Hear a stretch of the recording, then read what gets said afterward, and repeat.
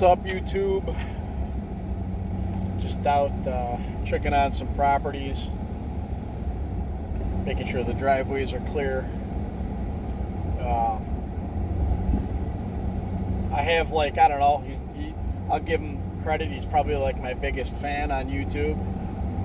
One of few people that actually comment on my videos, so not that I care about comments, but it is nice. I mean, he takes an interest for some reason, whatever. So I'm going to respond. I think his name's Byron. I hope I pronounced that right, buddy. Whatever. You asked me to do a video on how business has been the last year and what my plans are, like future plans maybe. Straight off the bat, things were a little difficult at first when this COVID, well, I shouldn't even say that word because YouTube will ban you. But when this thing we're dealing with happened, I had to pivot and make some changes. But the last year, business was good.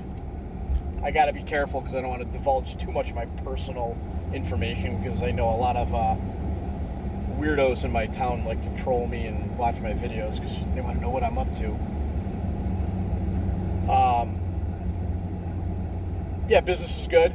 I had to make a few changes. My only real setback was remembering to have a mask on me every time I wanted to go into a gas station to get a cup of coffee. But other than that, I made a lot of changes, and I got rid of, I've done a couple of videos on it before, I've gotten rid of everybody that's a lowball customer, somebody that crying about their finances, making problems for me, complaining. I got no time for that. I'm not in business to do favors for people. Even, I do favors at my discretion if I want to be a nice guy, but I'm not, running a charity here. So all these people are getting axed. I thought I got rid of most of them. I cut down on my snow plowing this year. Literally 70% of my customers I got rid of. And for some reason, I'm still making almost the same amount of money. But it's, again, you charge more, offer a premium service, and you can do that once you get a good reputation. I'm just getting rid of all the headaches. And this year, this summer, with the whole, I guess you could say landscaping thing, I do other stuff. So, but the whole landscaping thing, again, I'm cutting down, charging more, only working for people that, want good service and don't bust my balls. But I'm trying to get into I've been working on some ideas for the last, call it a year. Really nothing against this line of work. I'm going to keep it to a certain degree in case, like, maybe my kids want to get into it or something, so they can have their own thing. So if they decide they don't want to go to school or whatever, they got something they can, get into. How can you say that? You don't want your kids to go to school? Well,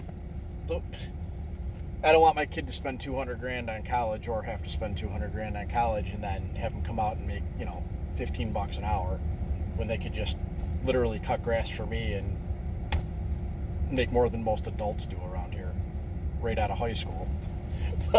but yes, believe it or not, landscapers can make a lot of money. I have a lot of friends that are haters. And again, it's nothing against school. I almost wish I would have went to school. Everybody knows I didn't. But don't let anybody tell you can't make money if you don't go to school. But anyways, enough of that horse shit. This year's going to be cool. I am going to focus on making more money, but I'm also going to I skipped vacation last year. I neglected doing things with my kids. A lot of my friends I had to not be around. It wasn't them. It's just I got to do me sometimes, and sometimes money is more important. But anyways, I'm going to just try to enjoy myself a little more. I don't want to sound lazy, like I want to take vacations and time off, but as I get older, I want to, enjoy a few things. But anyways, another dude, I don't know your name, I'm sorry, I forgot. He asked me a question about starting up, he'll know who he is.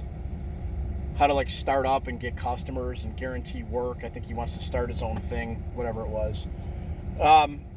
there's a million different ways. A lot of guys with the new marketing and stuff, you can almost come right out of the gate and have instant customers.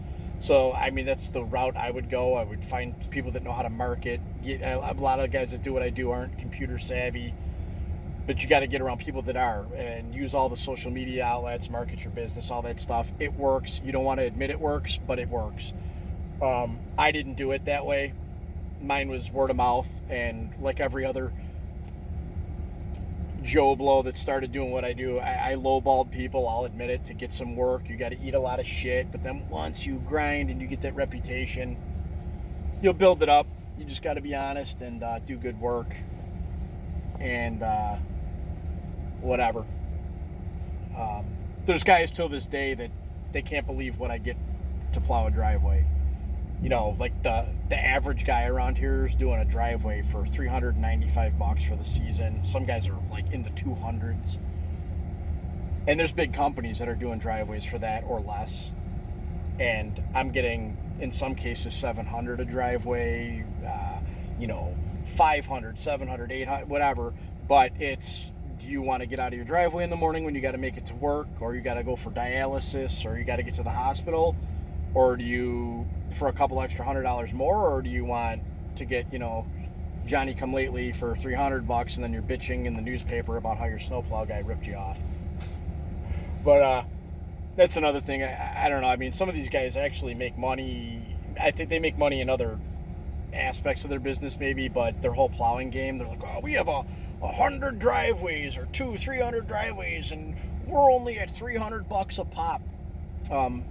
If you are running legal employees, they're each in a truck. Between all the maintenance, the cost of everything, the damage, the insurance, you guys know where all the prices are going, and the time involved. If you're making $3 on a driveway at the end of the season, I'd be shocked. You're not making any money. Maybe you're just keeping your guys working and breaking even, but I don't understand the logic in that, because you're hammering all your equipment and eventually it's going to catch up to you because you got to replace it. But that's just my take, and I'll argue it with the biggest of these companies, because when I look at my bottom line sometimes, it's bigger than yours. And I'm literally, this year, well, I'm not even going to say it. It's nobody's business. But it's just funny. Do less work, charge more money. But you have to provide a quality service. There's no way around that. You can't half-ass it, take people's money, not show up. The word gets out quick, and before you know it, you're just a jerk off. So whatever. So especially that Byron dude, I hope this answered a few of your questions, and I don't know, thanks for communicating. And anybody else, feel free to leave a comment, tell me what a moron I am or whatever, and I'll do videos for people. Whatever. Cool. Have a good day.